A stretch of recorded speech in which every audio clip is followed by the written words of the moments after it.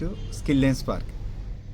പ്രിയ കൂട്ടുകാരെ, ഇന്നലെ താമരശ്ശേരി അഷ്റഫക്കയുടെ ഒരു ലേഖനം വായിക്കുകയുണ്ടായി FBയിൽ. ഇന്നലെ കയറ്റിവിട്ടത് 5 മൃതദേഹങ്ങൾ. അതഞ്ചും 23-നും 40 വയസ്സിനും ഇടയിലുള്ളവർ, കുഴഞ്ഞു വീണ് ഹൃദയാഘാതം മൂലം മരിച്ചു. പ്രവാസികൾക്കിടയിൽ ഹൃദയാഘാതം വർദ്ധിച്ചു വരുന്നു. ഇനി എനിക്ക് പറയാനുള്ളത് പ്രവാസികളുടെ വീട്ടുകാരോടാണ്.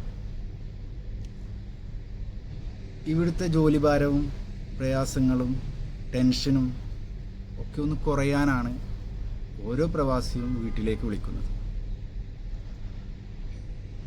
ആ സമയത്ത് നിങ്ങളുടെ സംസാരം കേൾക്കുമ്പോൾ, നിങ്ങളുടെ മെസ്സേജ് കാണുമ്പോൾ ഞാനടക്കമുള്ള ഓരോ പ്രവാസിക്കും അതൊരു കുളിർത്തന്നൽ പോലെയാണ്. പക്ഷേ നിർഭാഗ്യവശാൽ പലർക്കും തിരിച്ചുള്ള അനുഭവങ്ങൾ നേരിടേണ്ടി വരാറുണ്ട്. എല്ലാവരും അങ്ങനെ ആയിരിക്കണം എന്നല്ല, ഒട്ടുമിക്ക ആളുകളും അങ്ങനെയാണ്. ഇവിടുത്തെ ഈ ടെൻഷനിൽ ഒരുപക്ഷെ റൊമാൻറ്റിക് ഒന്നും വന്നോളണമെന്നില്ല. ഞാനിപ്പോൾ പ്രവാസിയായിട്ട് 8 മാസം ആവണുള്ളൂ. ഈ 8 മാസം കൊണ്ട് പഠിച്ച കാര്യങ്ങളാണ് ഞാനിപ്പോൾ പറയുന്നത്. എൻ്റെ ഉപ്പ 15 വർഷത്തോളം പ്രവാസിയായിരുന്നു. പക്ഷേ ഇപ്പം ഞാനത് എൻ്റെ ജീവിതത്തിലൂടെ വന്നപ്പോൾ ഞാൻ മനസ്സിലാക്കി. ഇന്ന് ഫോൺ സൗകര്യങ്ങൾ, വീഡിയോ കോള് എല്ലാമുണ്ട്. അന്നൊരു കത്ത് മാത്രമായിരുന്നു, അതും ആഴ്ചയിലോ മാസത്തിലോ വരുന്ന ഒരു കത്ത് മാത്രമായിരുന്നു. പക്ഷെ ആ കത്തിന് ഒരുപാട് മാധുര്യങ്ങളുണ്ടായിരുന്നു.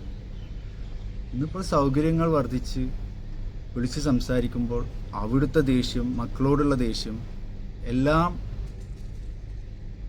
ഇവിടുന്ന് വിളിക്കുന്ന ആളോട് തീർക്കുമ്പോൾ ഇവിടെ ടെൻഷൻ ഓവർ ആവാറുണ്ട്. എനിക്കൊന്നേ പറയാനുള്ളൂ, റൊമാൻറ്റിക്കൊക്കെ വരുത്താൻ, പ്രത്യേകിച്ച് പ്രവാസികളുടെ ഭാര്യമാരോടാണ് പറയുന്നത്, റൊമാൻറ്റിക്കൊക്കെ വരുത്താൻ നിങ്ങളെ കൊണ്ട് കഴിയും. പക്ഷെ പലപ്പോഴും ക്ഷമ കുറവുകൊണ്ട് നിങ്ങൾക്കതിന് സാധിക്കാറില്ല. ഒന്നോർക്കുക, കരളാണ് പ്രവാസി, കാവലാവണം പ്രവാസികൾക്ക്.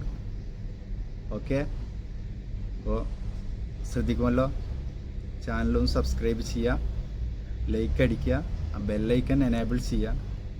നിങ്ങളുടെ അഭിപ്രായങ്ങൾ കമൻറ്റിൽ അറിയിക്കുക. Okay, good bye.